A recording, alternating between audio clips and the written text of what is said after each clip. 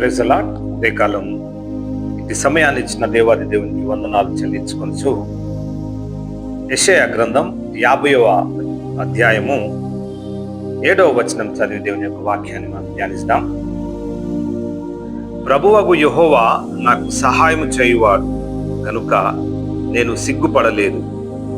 చూడండి, యేసయ్య చూడండి ఏ విధంగా నీతో దేవుడు మాట్లాడుతాడు ఈ వాక్యం చేత కదా. ప్రభువగు యెహోవా నాకు సహాయమగువాడు కదా, కనుక నేను సిగ్గుపడను. దేవుని మాటలు చెప్పటం సంతోషమే కదా, కానీ మనం సిగ్గుపడాల్సిన అవసరం లేదు. కష్ట సమయంలో ఆధారపడి మనం నడిపిస్తున్నటువంటి దేవుడు కదా. ఎటువంటి పరిస్థితుల్లోనైనా మనల్ని భయపడకుండా మనం రక్షిస్తున్నటువంటి దేవుడు కదా. ధైర్యమును ఇస్తున్నట్టున్నాడు. చూడండి, మనము దేవునిపై ఆధారపడ్డప్పుడు బహుధైర్యం పొందుకుంటాం కదా.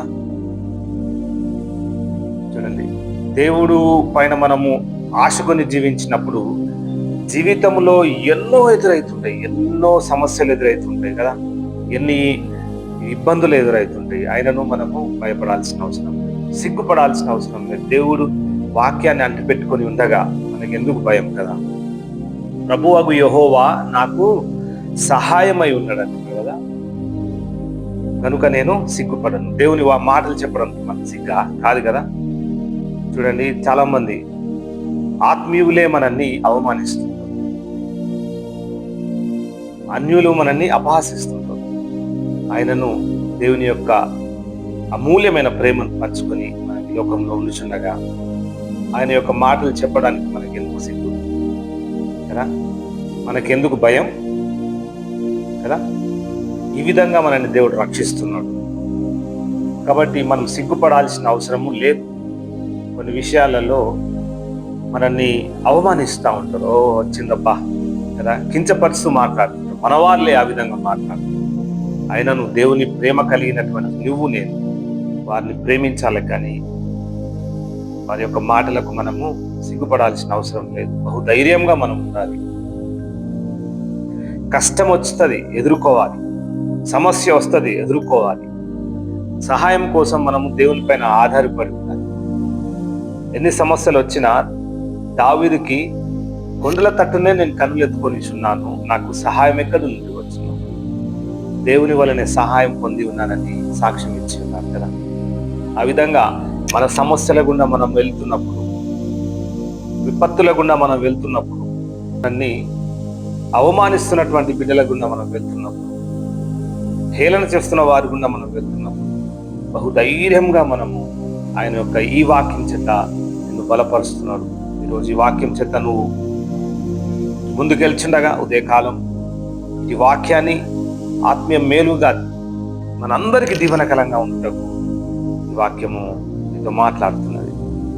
తల్లిదండ్రులారా, పిల్లలారా, పెద్దలారా, ప్రతి ఒక్కరి కొరకు ఈ వాక్యం. నువ్వు కష్ట సమయంలో ఎటువంటి పరిస్థితుల్లో నువ్వు ఉన్నా నీకు ధైర్యం ఇచ్చే ఈ వాక్యాన్ని నువ్వు అంటి పెట్టుకుని ఉండగా నువ్వు సిగ్గుపడాల్సిన అవసరం లేదు.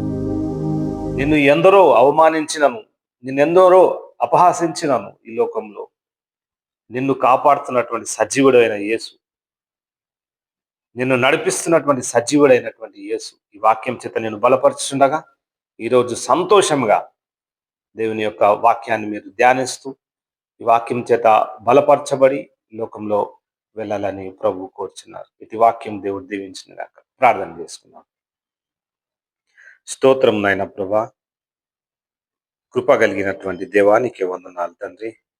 అయా, మాకు సహాయం చేయువాడా నీకే స్తోత్రములు నాయన. నీ పని నిమిత్తం నాయన ప్రభా మేము సిగ్గుపడలేకుండా అయా మమ్మల్ని నడిపిస్తున్నందుకు నాయన నీకు వందనాలు, స్తోత్రాలు చెల్లించుకుంటున్నాము. అయా, అన్యులే మమ్మల్ని అపహసించిన ముందుకు కొనసాగే కృపను మాకు దయచేయమని వేడుకొంచున్నాం. అయా, ఆత్మీయులే మమ్మల్ని అపహసించుచుండగా, అన్యులే మమ్మల్ని హింసించుచుండగా నిత్యం నీ యొక్క వాక్యం చేత మమ్మల్ని బలపరుస్తూ నడిపిస్తున్నావు. అందుని బట్టి నీకు వందనాలు, స్తోత్రాలు తండ్రి. అయ్యా, ఈ లోకంలో నేను మేము బయలుదేరి వెళుచుండగా, వాక్యం వినుచుండగా తల్లిదండ్రులను బట్టి, యవ్వనస్తులను బట్టి, పిల్లలను బట్టి మేము ప్రార్థిస్తున్నాం. ఇటు నాయన ప్రభా, వాక్యం చేత మా అందరిని బలపరిచిన విధానాన్ని బట్టి నీకు వందనాలు, స్తోత్రాలు తండ్రి. ఈ రోజంతయు నీ కృపలో మమ్మల్ని రక్షించమని, కాపాడుమని, నీ సాక్షి బిడ్డలుగా మమ్మల్ని నడిపించమని, ఆన్లైన్ ద్వారా ఉదయకాలము ఆరాధనలో ధ్యానం చేస్తున్న ప్రతి బిడ్డను ఆయన నీ రక్త ప్రోక్షణలు కుమ్మరించి వారికి మంచి ఈవుల చేత బలపరచుమని, నీ సాక్షి బిడలుగా ఉండుటకు నీ కృప దయచేయమని నజరేయుడైన నమ్మదగిన యేసు నామమున అడిగి వేడుకొంచున్నాం తండ్రి. ఆమేన్. Praise the lord.